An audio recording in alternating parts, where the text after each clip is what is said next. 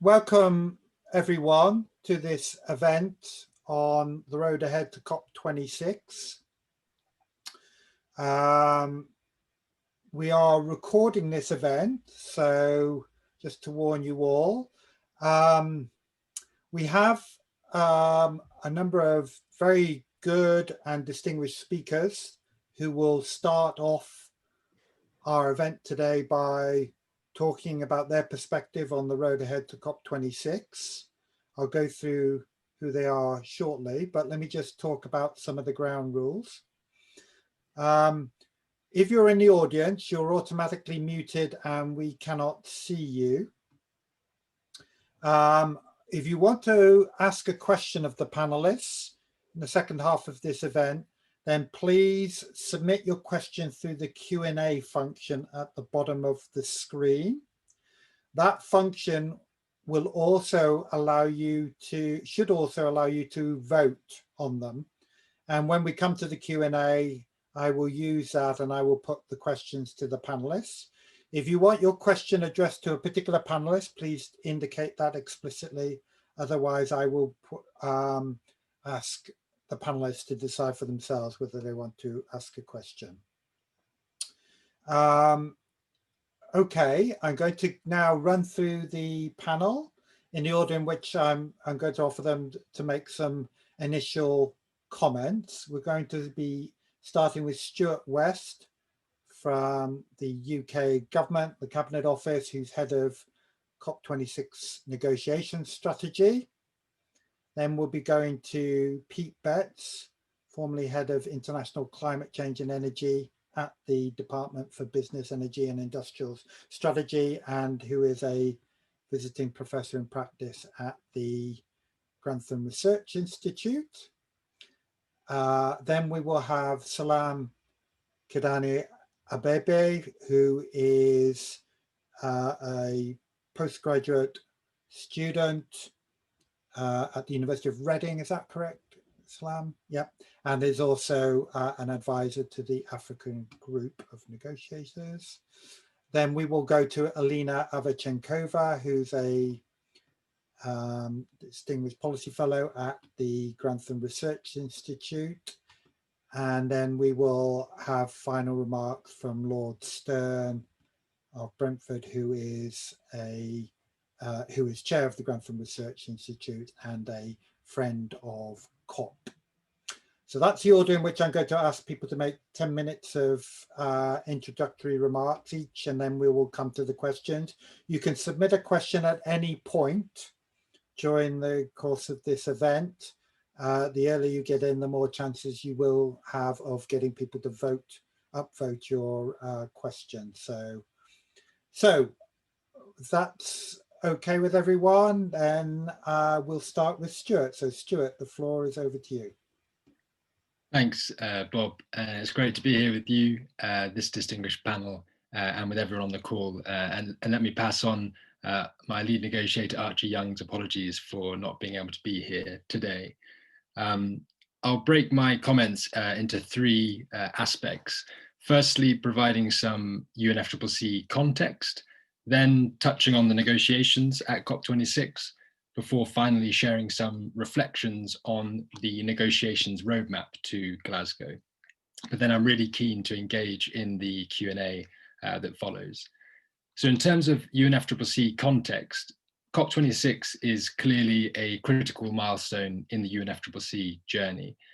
We may not be negotiating a legal treaty like the 1992 Convention, the 1997 Kyoto Protocol, or the Paris Agreement signed this time 5 years ago.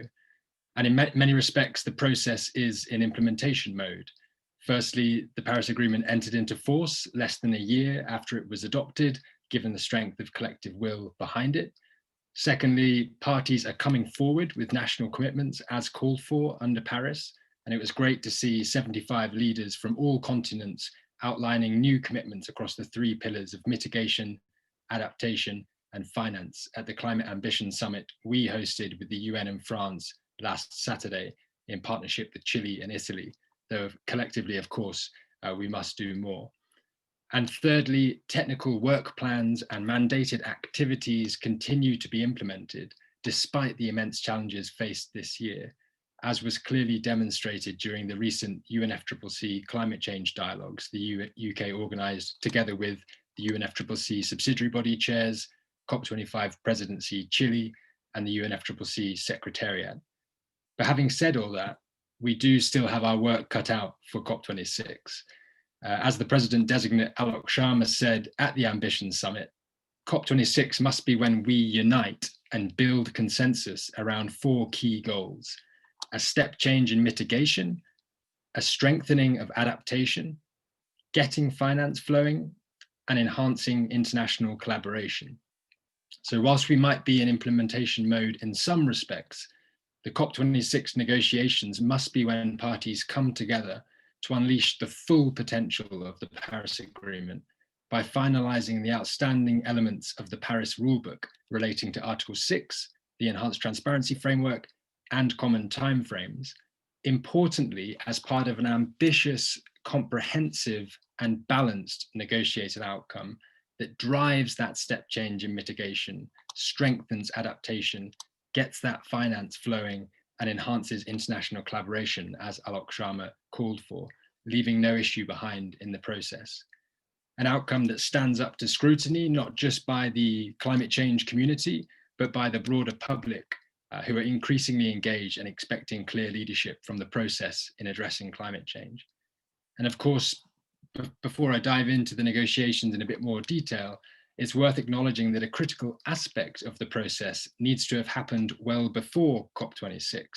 All those who have not yet done so need to bring forward ambitious NDCs, or nationally determined contributions, long-term strategies, adaptation communications, and from donors, ambitious post-2020 climate finance commitments. The UK has now committed its first NDC, an at least 68% reduction on 1990 levels by 2030, as well as our first adaptation communication and our first biennial finance communication as required under Article 9.5 of the Paris Agreement, building on the £11.6 billion climate finance commitment made by the Prime Minister in 2019. So what is being negotiated at COP26? Put bluntly, it's a broad agenda comprised of issues unresolved from COP25 last year, as well as the full suite of issues mandated to be addressed by COP26. On top of that, the COP Bureau, which is the main UNFCCC decision-making body in lieu of parties being able to meet and decide things in person, agreed in late August that we should collectively be guided by the principle of maximising progress and minimising delay when reorganising UNFCCC business in light of COVID-19 and the subsequent postponement of COP26, including by maintaining the originally envisaged negotiations timelines to the extent possible, so that by the end of 2021, the process is effectively where it should be, regardless of COP26 postponement, which means in practice, on top of those COP25 and COP26 mandates, we'll be addressing a number of issues that would otherwise have been addressed in 2021 after COP26 had it have taken place during its original dates. So, no legal treaty, as I said earlier, but a comprehensive negotiated outcome spanning finance, technology, capacity building, adaptation, the work of local communities and indigenous peoples, Article 6, transparency, and so much more, alongside a series of institutional reviews and assessments to ensure the UNFCCC architecture can effectively deliver against the Convention and the Paris Agreement. And we can go into more of that negotiations specifics during the Q&A if helpful. But beyond what is mandated, I also then expect you all have expectations of your own about what success looks like in the negotiations, whether that involves some form of response to the best available science and the level of ambition reflected in national commitments shared ahead of COP, or outcomes judged necessary to ensure all aspects of the Paris Agreement are driven forward, or otherwise. And so parties will need to consider all these mandates and expectations in the round to ensure the Glasgow package respects and reflects the interests of all and powers the process forward in what is a critical decade for the planet. And the UK stands ready to provide clarity and direction to that process, acting as an honest broker representing the interests of and ultimately guided by all parties, but also as a champion for ambition across mitigation, adaptation, and finance, as well as a champion of the science. And going back to my point about implementation earlier, all this on the negotiations front will be complemented by our activity under the UK's 5 presidency campaigns: adaptation and resilience, clean energy and clean transport, finance, and nature-based solutions, which are intended to bring the full range of stakeholders together to collaborate, innovate, create economies of scale, and drive stronger incentives for the right kinds of investment. But let me turn briefly to the negotiations roadmap now, the third area of my comments before I close. It goes without saying that it has been a pretty tough year in 2020. We've been faced with unprecedented procedural complications thrown up by COVID and the unfortunate but inevitable postponement of COP26. And we've been faced with barriers to effective engagement thrown up by internet connectivity, working across time zones, and competing priorities as governments have had to tackle the health pandemic, the economic recovery, and climate change simultaneously. And I defer to Lord Stern and others on this panel to speak to that point much more eloquently than I ever could. But we've worked through it, working hand in glove with Chile, the subsidiary body chairs, the Secretariat, and all parties, finding innovative ways to maintain momentum in the negotiations and keep delivering on UNFCCC business, demonstrated most recently in the 150 plus hours of discussions across 83 UN climate change dialogues events straddling November and December, which addressed the full suite of UNFCCC issues, including resolving a number of mandates. And at a more political level, I think it's important to recognize where we stand today versus the counterfactual. We've seen leaders and ministers reaffirming the critical need to remain focused on tackling the climate crisis, with an incoming US administration pledging to re-enter Paris on day one and play a leading role on climate, and a major shift towards net zero targets from many of the major emitters, many of the most climate vulnerable countries continuing to lead by example, including Barbados and others setting net zero by 2030 targets recently, and an incredible number of business, investors and other stakeholders setting science-based targets and holding their governments to account on climate. But back to negotiations, we'll be ramping up activity in 2021, including engaging with all parties as well as with non-party stakeholders, including those groups too often marginalized. We'll be convening parties under the auspice of our incoming presidency with a multilateral consultation planned for late January, and using established events in the climate calendar to drive progress at all levels, including the Petersburg Climate Dialogue, which the UK has the unique honor of hosting for a second time in a row with Germany in light of COP26 postponement. All with the aim of facilitating those informal discussions between parties so critical for enhancing understanding, crystallizing options, and exploring possible solutions across all UNFCCC issues. But as the COP President designate said on Saturday, he also wants the golden thread of climate action to weave through every international gathering next year, including the UK's G7 and our COP26 partner Italy's G20, so that ahead of COP, we're already co-developing solutions to some of the critical practical issues countries, particularly those most climate vulnerable, continue to grapple with as they tackle the dual crises of climate change and the coronavirus, including improving access to the right kind of finance for the right circumstances, as well as managing climate risk and averting, minimizing and addressing the loss and damage associated with climate impacts, so that we get to COP26 having built conditions conducive to successful negotiations that can power the UNFCCC process forward and galvanize that action and support required to facilitate the transformation envisaged in Paris and called for by the Paris Agreement. But thank you, I'll leave it there for now.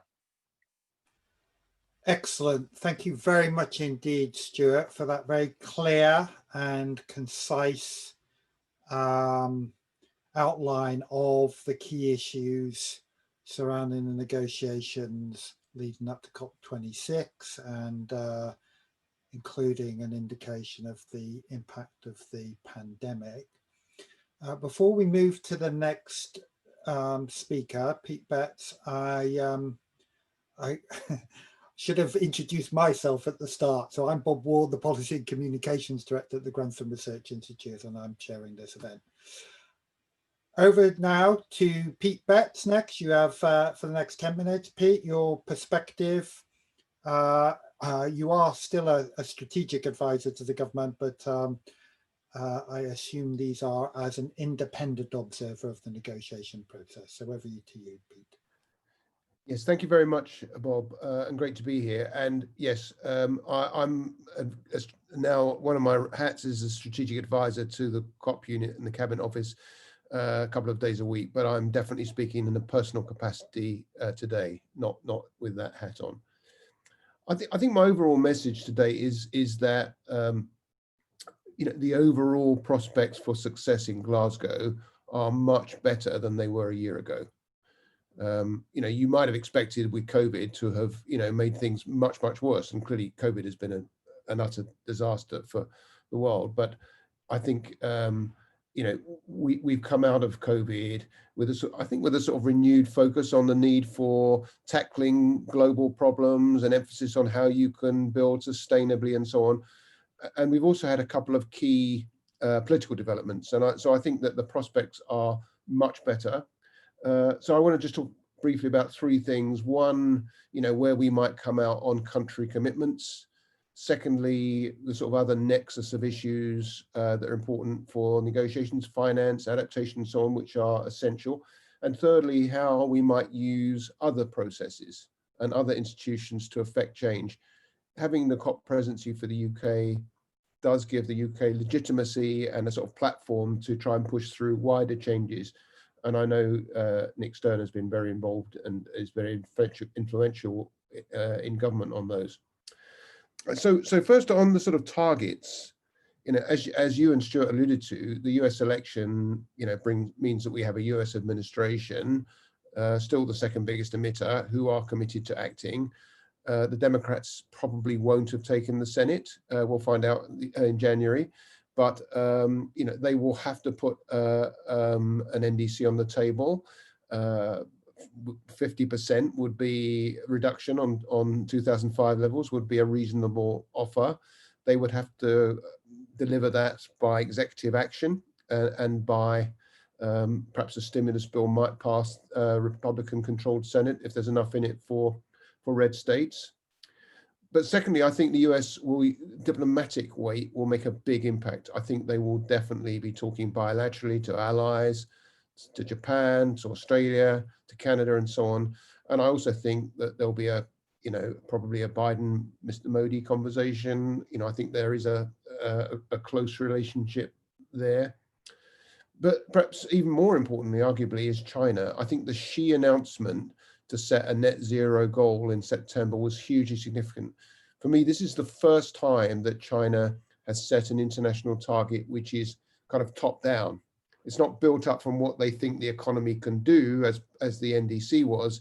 It's a top down climate driven goal. I think that's enormously important and will drive the Chinese system. Mr. President Xi announced a sort of modest tweak to China's 2030 commitments on Saturday. He did not say that was the NDC. So, one would definitely hope for something much more ambitious for the NDC when it comes and that is consistent with a path towards that ambitious net zero goal. So I think we can expect to see ambitious NDCs next year. Not really clear what the process is yet. Biden has said he would convene major emitters in the first 100 days. I'm not sure that the timetable matters hugely, but I do think there's going to be a lot of conversation, US, EU, US, China, US, EU, China, and so on. And I think, if you look at what's doable, I'll probably get shot for this. I think you could see a set of commitments emerging potentially that might put us on track for 2 degrees already in Glasgow. and then with the prospect, if we can secure it, of further action in the years after Glasgow to further ramp up global ambition so that we can move towards that 1.5 goal. Second point is the sort of issues: finance, adaptation, loss and damage, all those issues.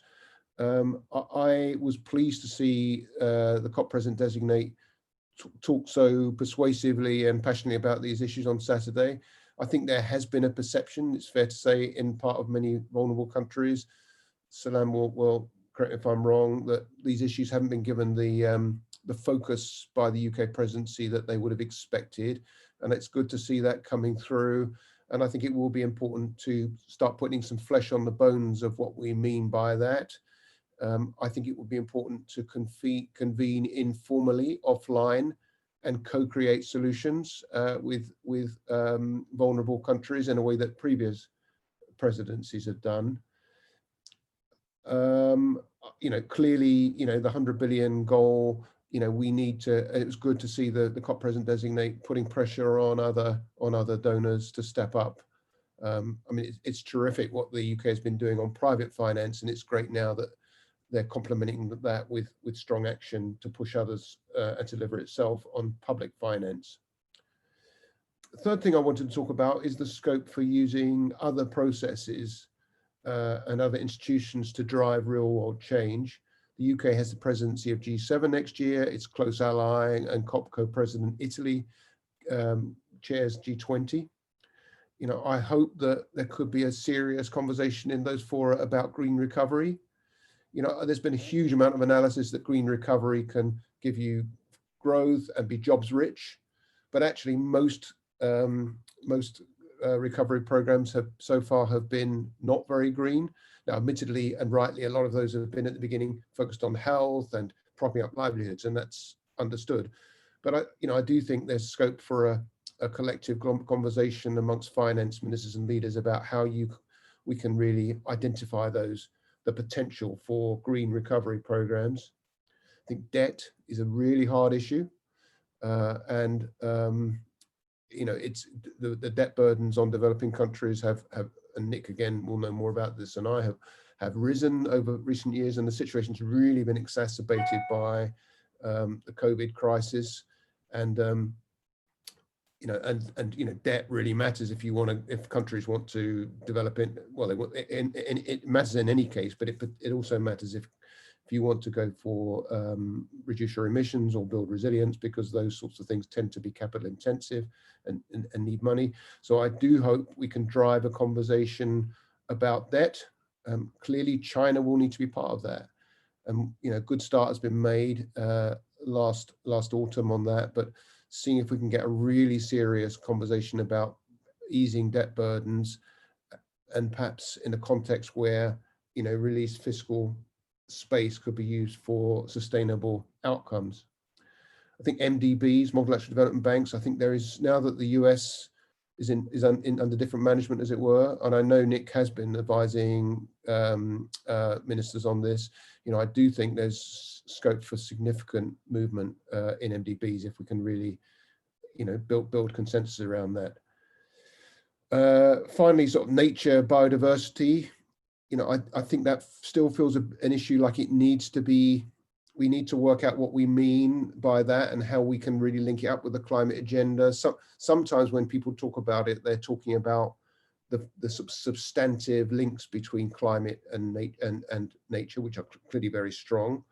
But there's also a lot of thinking about how you generate vast flows through the carbon market to reduce deforestation, which is important, but it needs to be done with prudence. And sometimes it's about how do you build negotiation and tactical links with China, who are chairing the biodiversity COP, and I do think that issue needs to be thought through a bit and is an area of opportunity. Finally, I won't talk about it, but I think what the UK is doing to encourage real economy coalitions and actions is also really important, has great potential.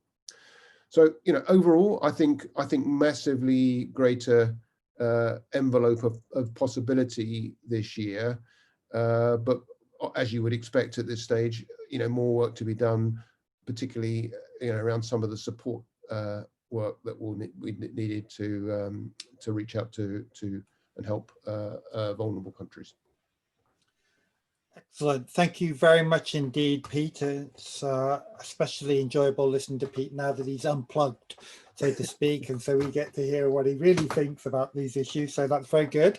Excellent. We're going to move next to Salam, who's going to give us her perspective, particularly on in relation to the African group. Over to you, Salam. Thank you very much, and I'm also very pleased and feel honored to be part of this distinguished panel. I'm following, I think, the two great clear roadmaps, maybe to also highlight some of the key consideration that the African group has been echoing through the year, and maybe to work together with the COP presidency on this, on how we can address some of the concerns of the African group ahead of COP26. I also tried to speak on maybe 3 issues. So the first is after 5 years of the adoption of the Paris Agreement, what has happened? And by COP26, what needs to happen? And the third would be the opportunities and challenges that we need to expect by COP26. I think the first is there is now a better clarity than when we were in Lima on the communication of NDCs. Katowice has provided a clear guidance on the communication of NDCs, both for mitigation and adaptation. Following that, countries are communicating their NDC, as has been highlighted. Almost 23 countries have communicated their NDC, of which are 2 from the African continent, and the African ministers have reiterated their commitment to communicate NDCs as soon as possible. Furthermore, now Paris has introduced the long-term planning and the long-term strategies with a clear target, which African countries again have taken up. Not only African countries, most parties to the UNFCCC have taken up this long path strategy in consideration of their development and also taking into account of their respective capabilities. One of a key and important aspect on finance after the adoption of the Paris Agreement was the communication of predictable and clear information on climate finance, as this would unlock the mitigation and adaptation potential of developing countries. Following this, I think, as has been said by Stuart, UK, Switzerland, and the European Union for the first time have communicated their indicative finance, which would really be helpful in unlocking ambition in developing countries. So to some extent, we can say that their political will is there, and also now following from Pete's intervention, one of the parties that has the largest emission is on the way of coming back to the Paris Agreement, which is a good news. So the public participation is there. So we can conclude that at least the political space and also the momentum from the parties of the UNFCCC itself and also from other institutions is there. So when we come to COP26 and what needs to be finalized by COP26, as has been said, there are remaining rules that needs to be finalized. The first is the markets, the Article 6 discussion itself that was supposed to be concluded by COP25, sorry, which is important in raising ambition and also holding the average temperature to well below 2 degrees centigrade. We are also, I think most of us are of the view that this market mechanisms need to ensure that there is a strong and robust rules so that we avoid double accounting. There is a strong transparency reporting mechanisms, accounting rules to ensure that this market mechanisms actually help in reducing emission. The second is it's also important to recognize that there needs to be support coming from this market mechanisms to support countries with their adaptation efforts. The second key important consideration by COP26, and this is one of the remaining, I would say, lagging behind issues from the Paris Agreement, is adaptation. During the climate summit, the representative, the Republic of Gabon, His Excellency the President, has stated that African countries' priority is adaptation.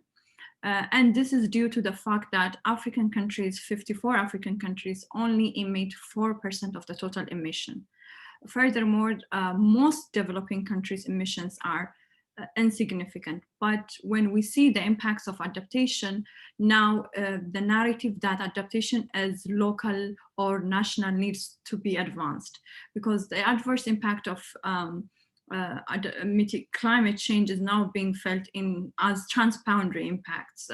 There are issues of climate-related hazards that are transboundary, and also actually displacement due to the impacts of climate change. So these are the key issues that we need to consider, and the global aspect of adaptation needs to be considered by operationalizing the global goal for adaptation.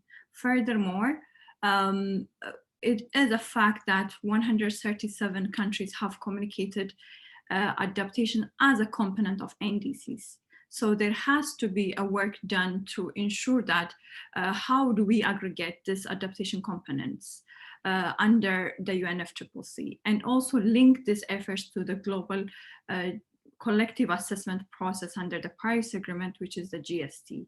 So there is quite a few considerations that needs to be done in order to understand the national impacts on adaptation, and also its link to the global efforts, and also guidance that needs to come from the UNFCCC. Another key issue is climate finance.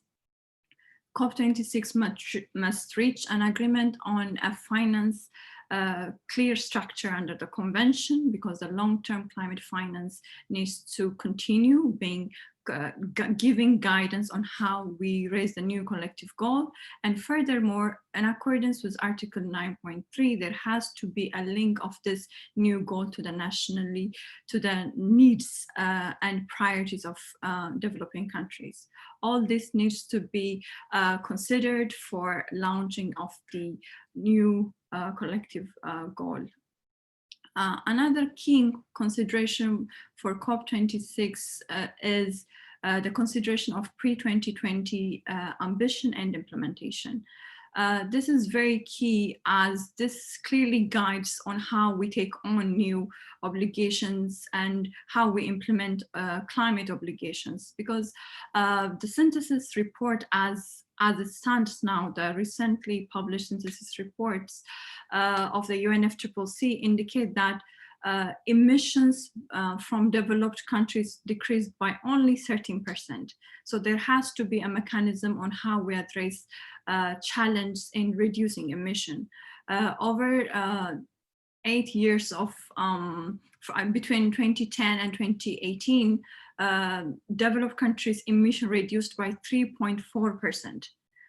This is a significant number, and this is an important number because there has to be a process where we consider such challenge as challenge and try to address it under the UNFCCC process. The other consideration is the pre-2020 climate finance. As it has been addressed, there has been a significant progress, and of course there are parties that are meeting this obligation, but there is still challenge at the current reported and considered climate finance is around 80 billion. So in 2018, this means that there would be a gap when the report is finalized by 2020, and there would be a significant gap. The other consideration on this is the accounting challenge, as there is a consideration of loans as climate finance. Furthermore, there would be a political challenge for the government of the UK, at least, where the ODA reduction might have an implication on how the COP presidency leads this discussion. So these things would be something that we need to consider ahead of COP26, so that by COP26 we can adopt a decision on how to address the gaps. Finally, a few minutes on the opportunities, if I may, because as this year has been very challenging, and in particular to African countries, as already their economies is impacted by climate change, and now it's further exacerbated by the impacts of COVID, as this is linked to the economy as most countries. And the continent has now to some extent been impacted in its development trajectory, which again will have an impact on how to avert the impacts of climate change.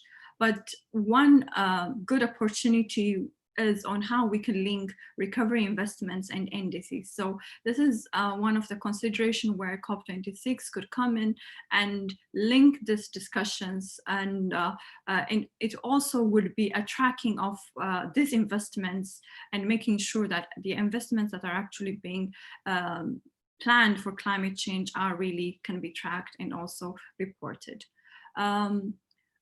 Another opportunity is COP26. I view it as a very important COP because in Paris, we adopted the Paris Agreement itself, but COP26 is where we launch its implementation.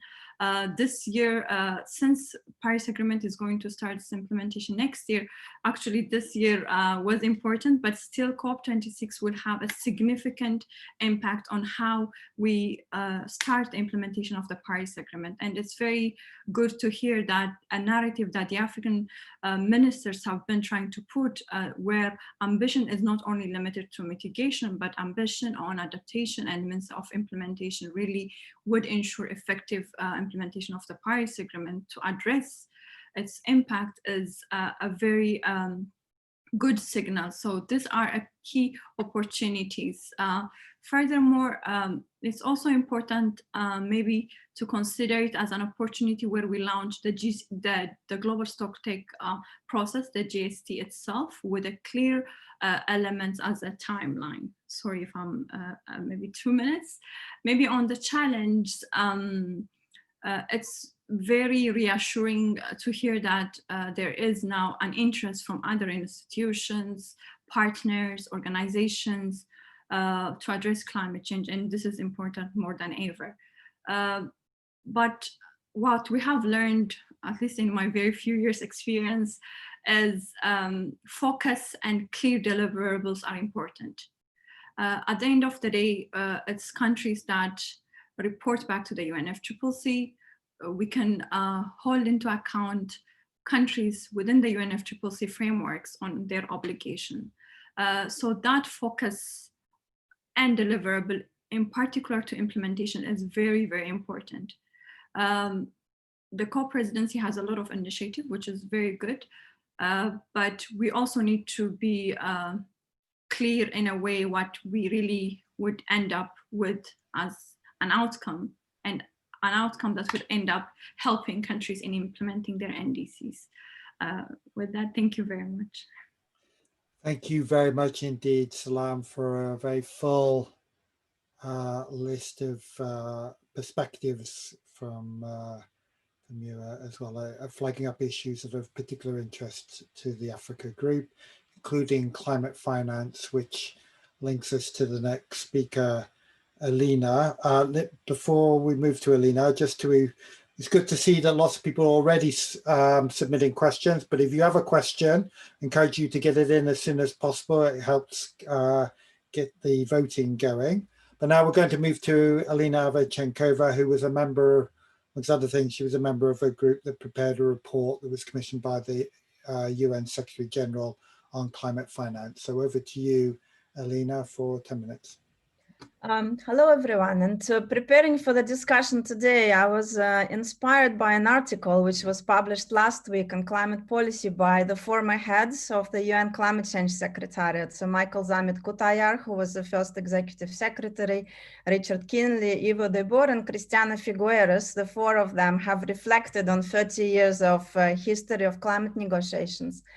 And in concluding their analysis, they recall the famous quote by the UN Secretary General, the former Secretary General Dag Hammarskjöld, who said the United Nations was not created in order to bring us to heaven, but in order to save us from hell. And reflecting on this in the context of climate change, the authors basically argue that before we can seriously contemplate climate heaven, we need to get off the current road to hell, even if it's paved with good intentions. And they go on to deliver the main message, which very much resonates with me, that at the moment, really, we need concrete and full implementation of already agreed commitments. And I think that is the motto for me that COP26 should deliver. And I will focus in particular on two aspects. One is climate finance, which has been brought up by other speakers. And secondly, national implementation and the role of the rule of law and national climate governance in delivering on NDCs. So on climate finance, as Bob mentioned, I was fortunate to be part of the independent expert group, which looked at the status of implementation of the 100 billion commitment at the request of the UN Secretary General. And I think Sila mentioned already that there is a certain lag in reporting of data by developed countries on finance. Usually data comes 2 years with 2 years lag. And also there has been some disagreement in terms of what should be counted towards $100 billion commitment. And so in our analysis, we have analyzed the climate accords starting from the initial commitment to COP16. And based on the analysis of those accords, we have concluded that the current language, official language of the UN agreements suggests that the 100 billion commitment should include variety of sources, including public and private. And secondly, the accords are silent on the types of financial instruments that should be included. Indeed, the reporting guidelines agreed under the convention and the Paris Agreement suggests that developed countries should report both on concessional finance, but also on loans and other financial instruments. Therefore, we concluded that at the moment there is a basis for broader assessment of different financial sources and instruments. Now, having said that, we have then considered different sources of information that are available for assessing the progress towards 100 billion commitment. And the primary source, of course, are biennial biennial reports that developed countries submit to the UNFCCC. On the basis of those reports, the Standing Committee on Finance issues every 2 years an assessment on progress, and the next one is being delayed at the moment and will be published in 2021. In addition, OECD has been publishing annual assessments of progress of where we are with 100 billion commitment. And those assessments at the moment provide data up to 2018. So where are we on the pathway to 100 billion? So based on our analysis, we have seen that clearly there has been an upward trend in the mobilization of resources from developed countries towards 100 billion commitments. So the finance mobilized based on OECD data has grown from 52.5 billion in 2013 to 78.9 billion in 2018. And if we look at the per trends basis and extend the previous trajectory towards 2020, we could have reached 93 to 98 billion by 2020, potentially. However, given the context, the change context with the pandemics this year, and changes both on the demand side for finance, but also on the supply side in terms of bilateral donors and multilateral development banks, shifting efforts to assist the most urgent needs in developing countries in the context of response to COVID-19 and to recovery, we think that it's very unlikely, therefore, actually most likely that in 2020, the 100 billion commitment would not be reached.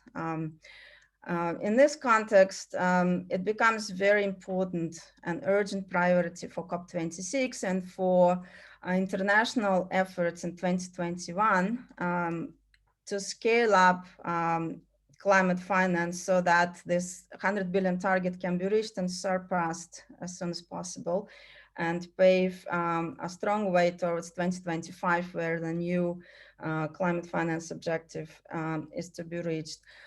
We think that while the environment is very challenging, I think some of the issues have already been mentioned. There is even greater need in developing countries for climate finance in the current situation. It is crucial that the recovery efforts and investments are compatible with climate change objectives. I think Nick will elaborate on that, so I will not spend much time on it. I will just mention that based on data for September 2020, 54% of low-income countries were deemed to be in high risk of in terms of their indebtedness. And so debt is very much a central issue in this context. And so we have recommended, similar to what Pete was saying earlier in his remarks, that discussions about debt relief, including in the context of climate finance, are very promising and should be very much on the agenda.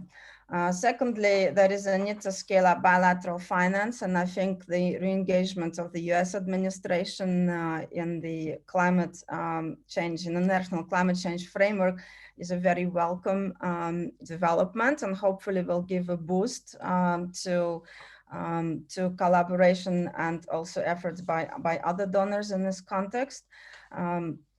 Also, ensuring that the finance provided via multilateral development banks is compatible with climate finance objectives, both in the context of recovery, as well as additional capitalization towards climate finance would be important. And thirdly, very importantly, we need to look beyond just public finance, and in particular, pay attention to Article 2.1c of the Paris Agreement, which calls for overall alignment of the financial system with the climate change objectives. And that becomes particularly important opportunity in the context of recovery as well. While many private initiatives are already focusing on net zero targets and alignment, much more can be done. And the COP26 could provide an important signal in that respect, both in terms of helping governments, national governments, identify what types of efforts they could implement at the national level in order to help align private finance with climate objectives, such as, for example, requirements for risk disclosure, climate risk disclosure, as European Union is already, of course, doing important steps on that in terms of the taxonomy. But we have also other examples. So really the overall message is that, you know, we're in a challenging situation. The target is unlikely to be met in 2020, but there are very good factors and very good levers for meeting and exceeding it in the 2021 and the upcoming years, and it should be really an important priority.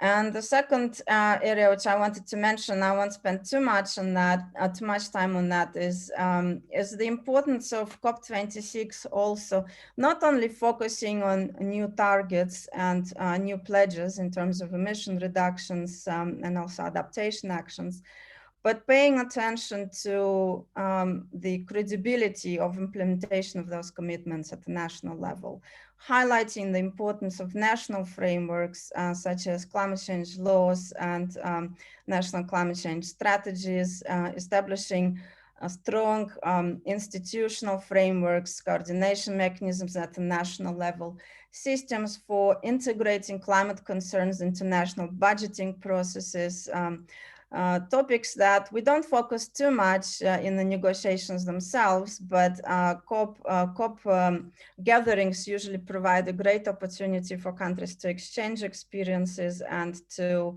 form alliances and actually thinking about the ways that they can improve domestic frameworks. And we have seen a lot of really important developments in that in the recent years. I think the number of climate change laws and policies nationally has grown 20-fold since 1997. And at the moment, we have over 30 countries which have established very strong national legislative frameworks. A few of those already integrating net zero targets. And so I think it will be, given the UK's leadership in this area, having adopted and implemented the first comprehensive national climate change law, I think it would be very important and desirable that UK leads that discussion in parallel to the COP and showcases its experience and also mobilizes exchanges and learnings from other countries which have taken important steps in that direction recently, such as New Zealand, France, European Union at the moment developing a regional climate framework.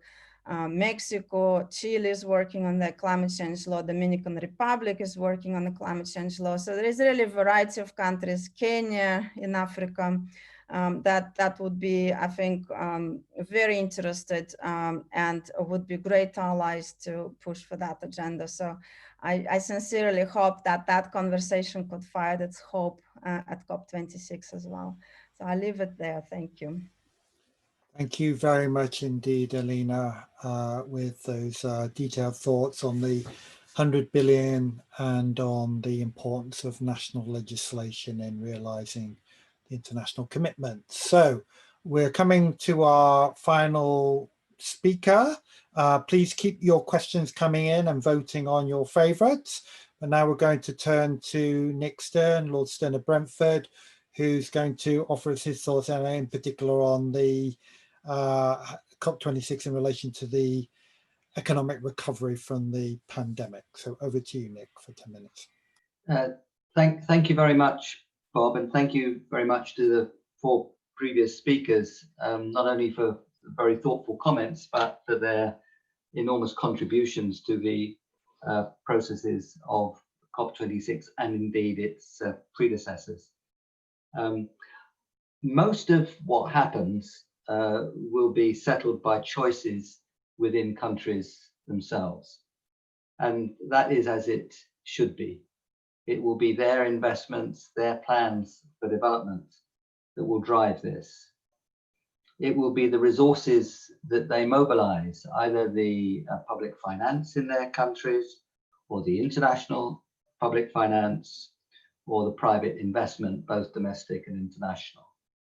They will be the sources of finance that will provide the channel from savings to the investments, which will be decided in the countries themselves. That is absolutely crucial. And so what matters then is how we all understand the relationship between action on climate and development. Of course, action on climate, both mitigation and adaptation, both.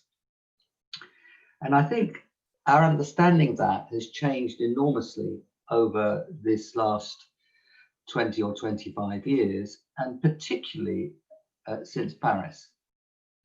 And now what we see, I think, more and more is an embrace of the argument that the road to net zero, the action on climate, and of course the adaptation action on climate, is the route to sustainable growth and poverty reduction. That there is not a horse race between climate responsibility on the one hand and development on the other. Now, the more obvious that gets, the better it is. But I think we have to recognize it has been very far from obvious to many of the participants. And indeed, the foundation of the UNFCCC was actually based on the assumption that there was a tension between development and climate responsibility. And written into the UNFCCC was the idea that to do things in clean ways was more expensive than doing them in dirty ways, and somebody else had to pay for the difference. And that was part of the whole story, and it's actually quite deep in basic, simple economics of the environment, and that's what was taught and often still is taught because it's relevant in courses on the environment. And we came to see, and it was very important in relation to the agreement in Paris, that actually what we needed to do for development and what we needed to do for environmental responsibility coincided in a very strong way. And then now we've seen something stronger than that, is that the drive to net zero and the drive to resilient economies is a real driver of growth, arguably the most important driver of growth. And that is fundamental because it means that all countries now have a great advantage to themselves in acting strongly in this direction. Now, that doesn't mean it's easy, and it doesn't mean it's simple. It involves investment and innovation. But I think we now see the challenge of cooperation across countries as much more around the challenge of mobilizing the right kind of investment and innovation, where countries find it difficult to do so because the capital markets don't work very well, because the investment climate for investment is not very strong. But it's a different kind of story. How do we help each other take advantage of these great new opportunities? That's a very different kind of story that says nothing doing until you give me the money. And that is a very important change. It doesn't absolve the rich countries from any responsibility. Rather the opposite, in my view. It intensifies the responsibility, because what we're looking for from the rich countries is help and support in making these new forms of development possible. And they have that responsibility for several reasons, because they have been particularly strong and still are particularly strong contributors to emissions. They have the technologies, they have the capital markets, they have the resources. But it's a different kind of story now, not who pays the difference between what it costs to be dirty and what it costs to be clean. And I think that change is enormously important, and Paris enormously accelerated that process. I recommend looking at a report which was published last week called The Paris Effect, which shows that now for around 25% of emissions, the zero carbon option without tax, without subsidy, is actually cheaper than the dirty fossil fuel based option. And that by the end of this decade, with the right kind of policies, that will cover something like 3/4 of emissions. So the challenge then is mobilizing the investment to take these opportunities. And that is changing the way in which we see this. If you look at the interventions over the last year, and particularly actually on Saturday itself, those of you who are listening to the Climate Ambition Summit, you know, Japan, China, the UK, the EU all talk about this as the growth story, and the clean, attractive, inclusive, resilient growth story. And they're right. So the challenge now for policy, for finance, across the board, is to work out how to take those opportunities. Now, how does that actually happen then? So that argument is applying, as I put it, to the overall growth story of the next 20 or 30 years. It also applies to the recovery. And but it's a different kind of argument. In the recovery, what we're talking about is how to generate employment quickly, because we have deep Keynesian unemployment. It's a challenge right across the world. And there's a related argument, but it's not the same as the argument that I just gave. The argument I just gave was about investment, innovation, discovery, and growth through those processes over a period of 10, 20 years.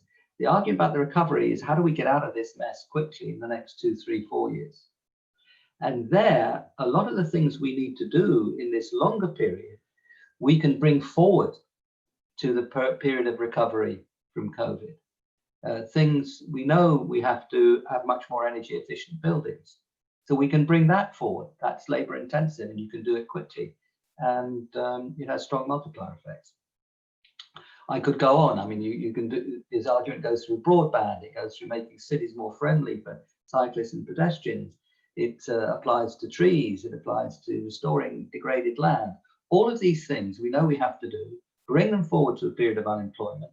And we find that they're fast in implementation, they are labor intensive and with strong multipliers, and all the other benefits from reduced pollution. So that is a story which is of fundamental importance, which is if we want to drive out of the terrible recessions and depressions we see in the economies around the world, that is a very powerful way of doing it.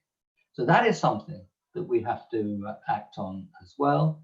And as for the first time in history, as the managing director of the IMF here, in this case, Kristalina Georgieva, said that I am the managing director of the IMF. My message to you as finance ministers is to spend.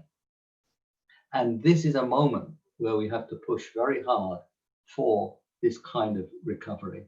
And I think the rich countries in particular, who find it easier to spend because they can borrow in their own currency, must set a very strong example. And they must work, and this is really now the second part of what I want to say, they must work with developing countries to help them make it easier to put that pretty obviously attractive strategy into place. And that means tackling the debt crisis. And it means that we have to act strongly and urgently to tackle the debt crisis. And I hope the UK will play a leadership role in that. A big part of that will be unlocking the resources of the IMF, and we need two big tranches of special drawing rights, SDRs, to be released from the IMF, which we can then, as a world, recycle towards developing countries to help them with the tackling the very difficult debt position that they're in. Notice this is far bigger than the 100 billion. 100 billion does matter, but it is small in relation to the debt crisis, and it's very small in relation to the investments that we need. Infrastructure investment around the world, we need 3 or 4 trillion a year. That will more or less take place, but we need to make sure that it's clean. So we have to have involvement in that story. So I do think that in the implementation of all this, particularly in the context of the COVID crisis, very strong intervention from the IMF is necessary. I hope the UK will be leading the charge on that. And we now have an administration coming in the United States, which will be, I hope, an enabler rather than a blocker. And we know that the senior figures coming in, people like Janet Yellen, who's one of the world's finest economists, sees all these things very clearly. I'm sure that Janet will have a very different view from her predecessor, the current occupant of that position.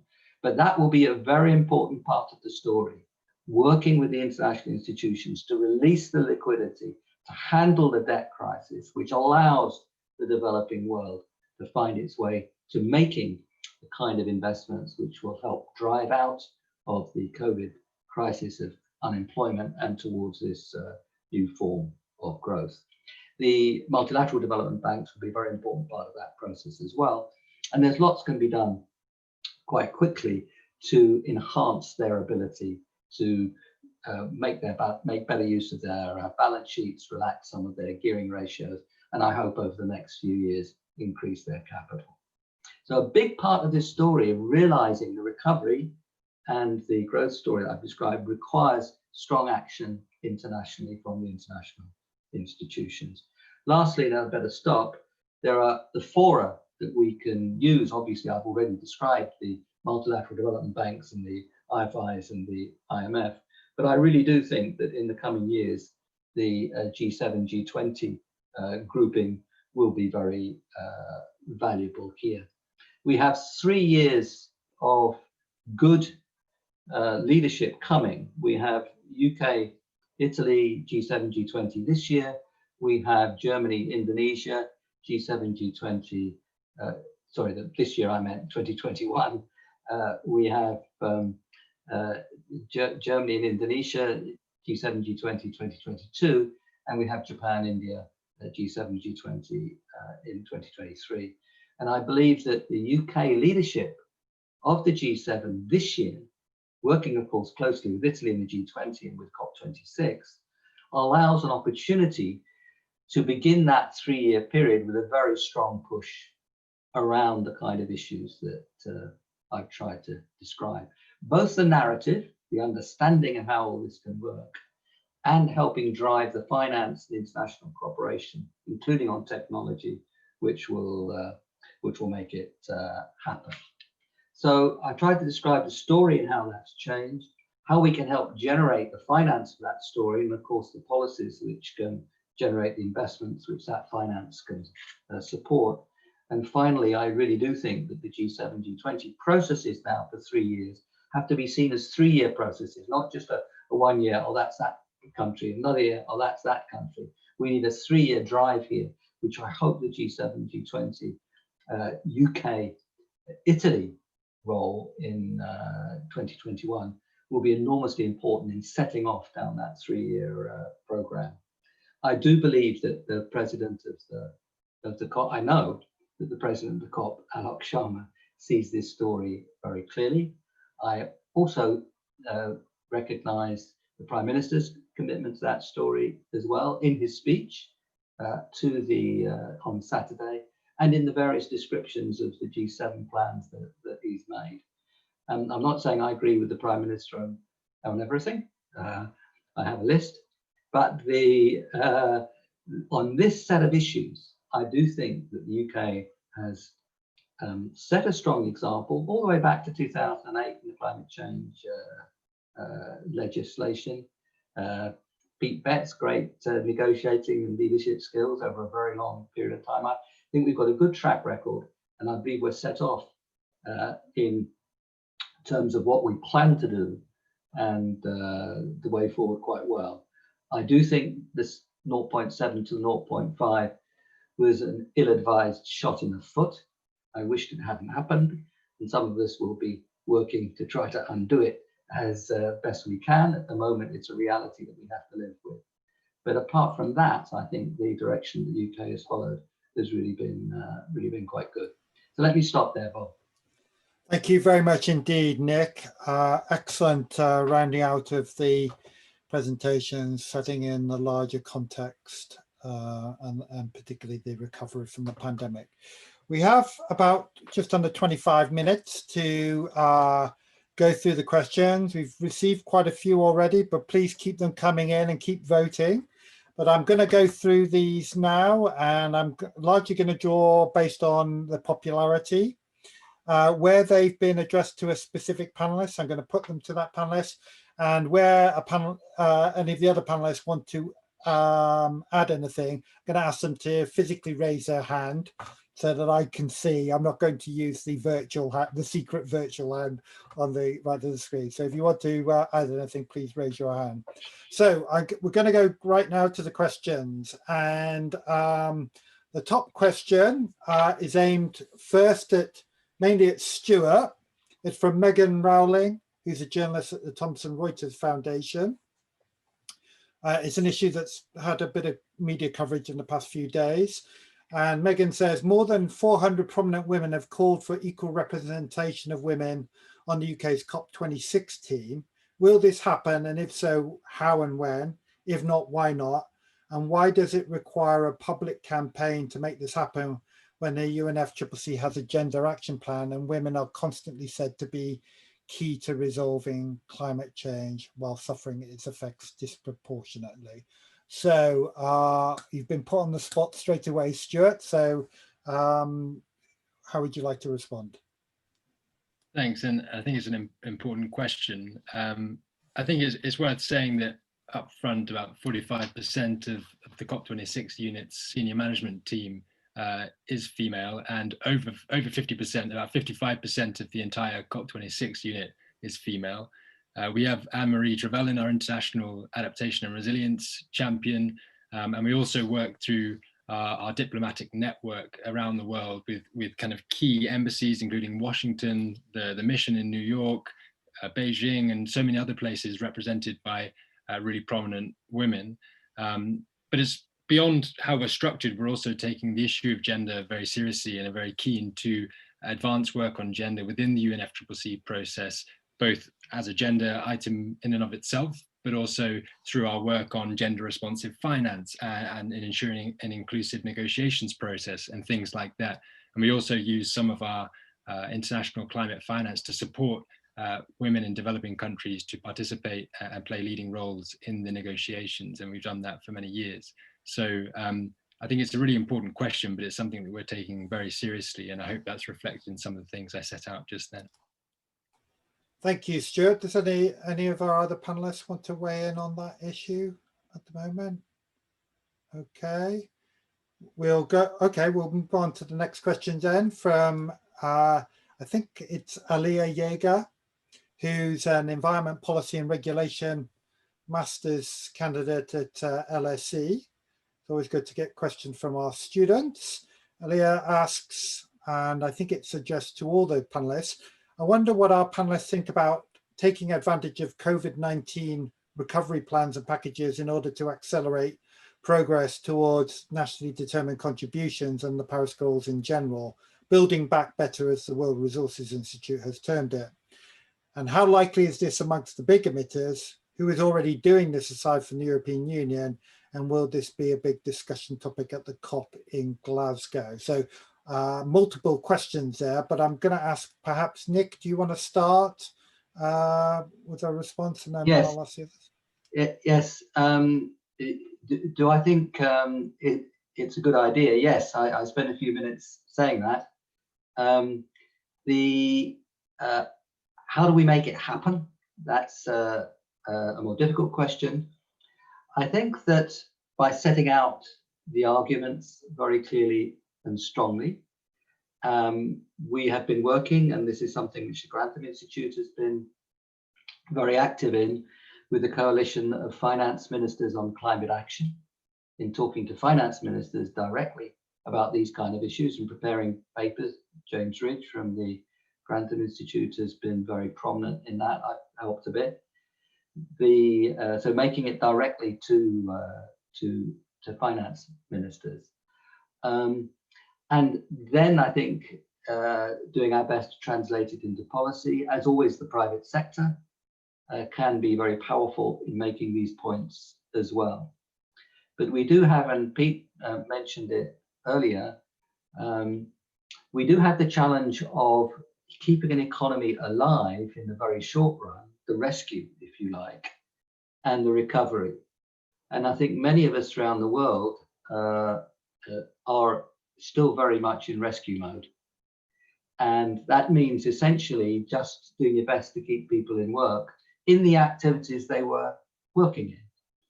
And that's essentially just taking a photograph of the economy and trying to sustain that photograph. So it's going to be as clean or brown as the economy is right now. And that's what you'd expect to see in the rescue package. The challenge is 2021, and we have to move from that to a much cleaner recovery package. And it's there and right now, really, that these political arguments have to be ramped up and pressed. So I think that's enormously important. Of course, this is a moment where lobby groups think, well, you know, this may be a moment where we can keep the rescue package and transfer it into a recovery package and actually not have much change in the economy, and their vested interests will want to do that. And we just have to take those on directly, but not in the spirit of heavy conditionality, in the spirit of trying to move investment into the technologies and activities of the future. So it's enabling a transition, it's enabling a difference, rather, as it were, than taking big sticks. It's saying this is where the good employment opportunities are going to be. And this is where, as good lenders, the government and others who are doing the lending right now will help push the economy towards. Thank you, Nick. I'm going to ask Alina first and then Pete to add. Just to add real quick, I think part of the question was about examples where we see stimulus compatible with climate objectives outside of the EU.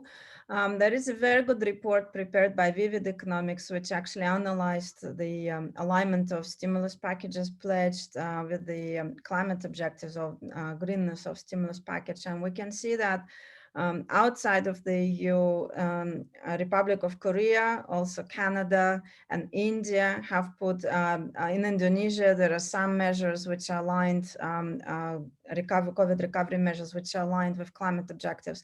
However, overall, the picture shows that most of the stimulus is not compatible with climate objectives, unfortunately. And I think, returning to a point that Nick made earlier, if we look at the stimulus pledged so far, McKinsey estimates it's about $11 trillion globally.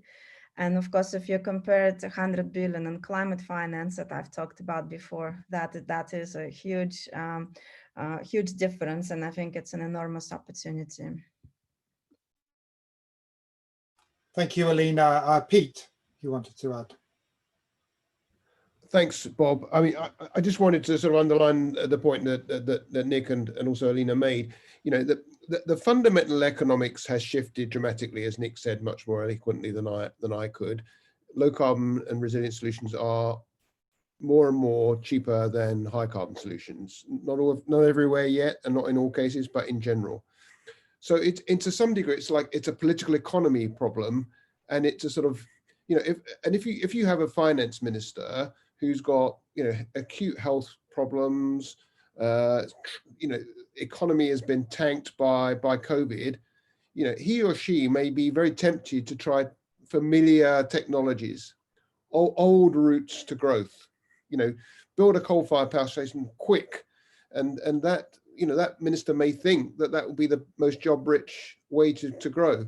So the challenge for me is as Nick described, it's how do you build the right combination of action through the multilateral development banks, you know, the sort of messaging from the IMF, having a G20 process where you raise finance ministers' awareness of the options that are open to them and the opportunities from low carbon resilient solutions, and many other things to it. And it's trying to generate a conversation and awareness and capacity so that people do the thing that is the right thing by the climate, but often the right thing by the economy as well, but at pace. You know, because ministers are going to want to get their economies moving again quickly. So that for me is the challenge. It's a coordination and political economy and sort of global leadership challenge. Excellent. Thank you very much, Pete. We're going to go on to the next question now, and I'm going to put this first to Salam, if I may. And it's from Sam Fankhauser, our colleague, who's the director of the Grantham Research Institute. It's the voting that's got his question up there rather than me selecting it. So I'd like the panel to indulge in a piece of counterfactual history. What might you have said on this panel if COP26 had taken place this year as planned? In other words, what do you think has been the impact of the pandemic on the negotiations? So Salam, how do you fancy offering your views on a counterfactual? I guess some of the things that we already said on the pre-2020 key issues that needs to be considered should have been at least we could have clear guidance on these issues.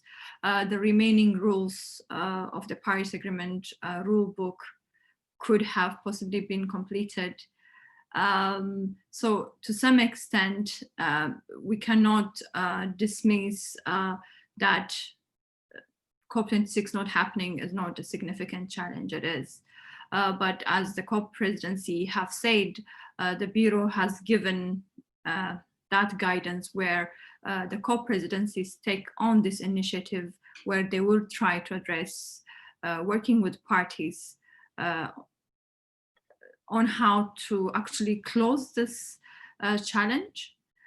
So the key consideration for countries that needs to happen, for example, the synthesis report of the NDCs is now deferred to next year, but it's not completely lost. So we have recognized the different challenges, but there has been other alternative options on how to address this challenge. So the priorities, the key issues remain to be the issue, even if we dealt it this year or also next year.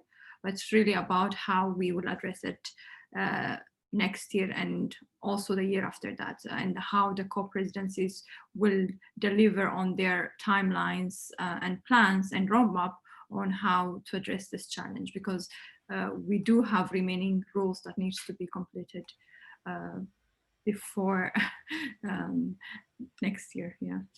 Thank you very much, Salama. Is anybody else fancy making an observation? I'll come to Stuart first, then Alina, and then if Pete still wants to. An obvious observation is that, of course, Donald Trump has gone before COP26 next year, which can only be described as a good thing, I think, all round. So, but there we go.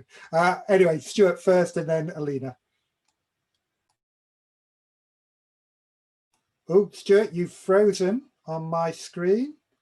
I don't know whether you are having problem. Anyway, Alina, why don't you come first? And Stuart, if you can reconnect and come back to us, that would be very helpful. But Alina. Very short. I think for me, the main two things which are different, I think firstly, the urgency on the ground is greater because of all of the challenges we described due to the pandemic and insufficient level of implementation that we've had before, and now exacerbated by those challenges. And the second thing, which is different, I think, in addition to that urgency being greater on the ground for climate experts, I think there is much more challenging political environment because political priorities, immediate political priorities at the top level are elsewhere at the moment.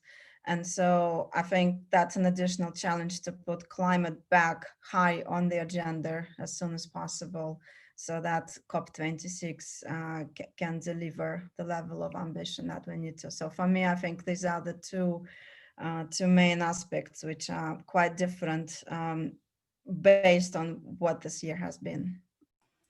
Thank you, Alina, and I'm glad to see that Stuart has rejoined us and is now live. So Stuart, your thoughts on what you might have been saying about COP26 if it had gone ahead this year.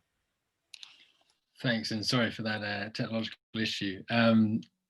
Hopefully we have been riding a wave of optimism where we really feel that multilateral spirit has really carried us through to a comprehensive outcome at COP26, which, as Salam said, kind of unleashed the full potential of the Paris Agreement through the finalization of the outstanding elements of the Paris rulebook, but also marked that step change on adaptation, but also saw those donor countries coming forward with sufficient commitments to make good on that 100 billion goal, whilst also taking forward those conversations on the post-2025 goal to replace it.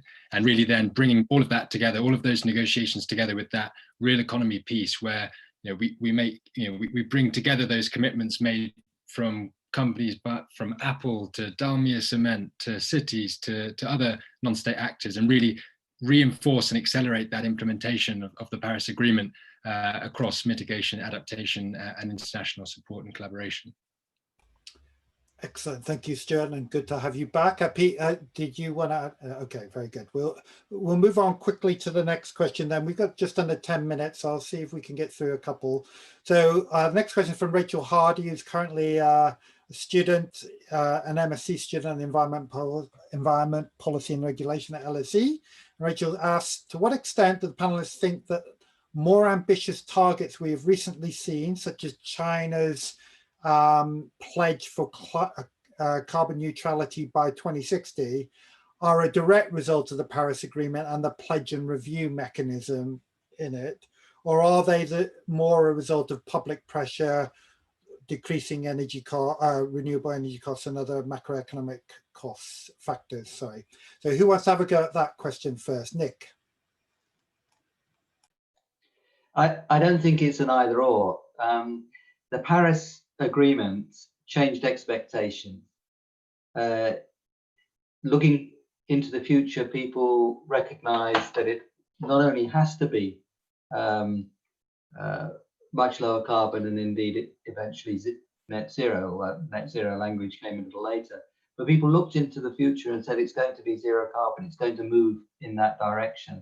So we'd better invest on that basis, or we better look at technologies on that basis. in economics, I mean, expectations are absolutely fundamental to investment, and both the quantity and the nature, and they were changed by Paris. And that, I think, led to the rapid acceleration in the fall of costs in the low carbon options. So I think Paris helped along the whole story of reducing costs for low carbon options. I think the Paris story helped push along public pressure, realizing not only was it possible, sorry, not only was it necessary to act strongly, it was becoming politically possible. And those came together to make it technologically possible as well. So I do think that Paris was a landmark, and it succeeded because it went for the pledge and review mechanism. Without the pledge and review mechanism, we wouldn't have had Paris. I don't think it's the pledge and review mechanism that drove the change in expectations. I think it's getting Paris by going for a pledge and review mechanism gave us Paris, and Paris itself then changed the expectations, which changed the technology. So looking back, I think Paris was a real landmark. Thank you. Pete, you wanted to add?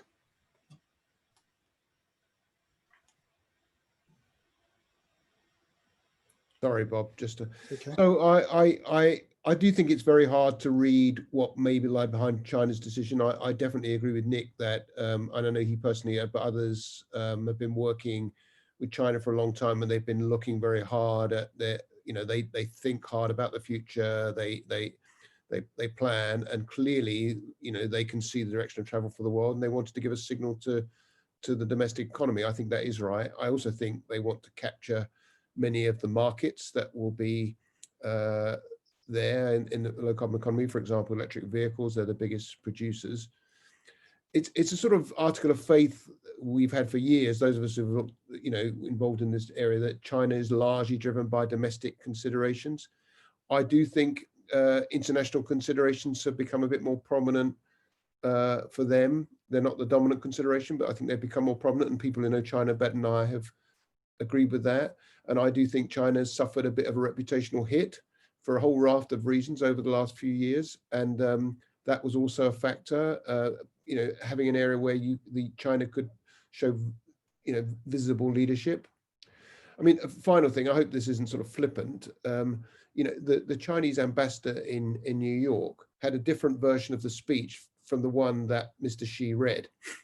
So the language about going for net zero 2060 came in very late and appeared to have been a decision taken by Xi himself and the people around him. And, you know, most of us thought China was looking at that sort of thing, but that they would play it transactionally next year, perhaps, as part of a conversation with the US. So I think it was very significant that President Xi decided to go unilaterally in advance of the US election. Now, maybe he was, you know, making a judgment about who was going to win, but I do nonetheless think international factors also played a part, though I agree with Nick that probably domestic considerations were probably still the dominant factor. Very good. Okay, we're going to try and get one last question in, and I'm going to ask Salam to have the first go at this, and if we can try and keep these short. So Malcolm Powers, who's just completed their Masters in Climate Change at Birkbeck. So Salam, to what extent do you think that subnational actors in Africa, in particular, but governments in general, are leading the way and dragging national governments along with them? So subnational actors been particularly important in pushing ambition nationally in Africa? Yes, of course, the role of subnational governments and local governments must be recognized. But as Alina has been saying, the government itself has a responsibility to put in place laws and strategies on how the implementation and on the ground efforts on how to address climate change is taken into account of the longer period of development strategies of most African countries, and also how such investments is reported back to federal governments. And at the end of the day, this is all linked back to the country's obligation and commitments under the UNFCCC. So of course there will be a stronger link and and as as local governments are the implementing entities, their efforts would be greater in the future.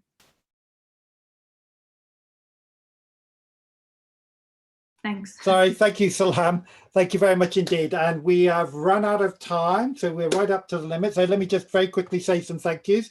First of all, thank you to our fantastic panel, Nick Stern, Pete Betts, Alina, Alva, Chenkova, Salam Kedani Bebe, and Stuart West. Thank you to all of the participants who, particularly those who submitted questions, and particular thanks to Alison Peacock, who did all of the technical arrangement behind the scenes, and ably helped by Zoe Williamson and Merlin Sibley. So thank you all very much indeed, and I hope we'll be able to have a similar event this time next year and reflect on a very successful actual COP26 in Glasgow. But to then, all stay safe and have a good Christmas. Bye-bye.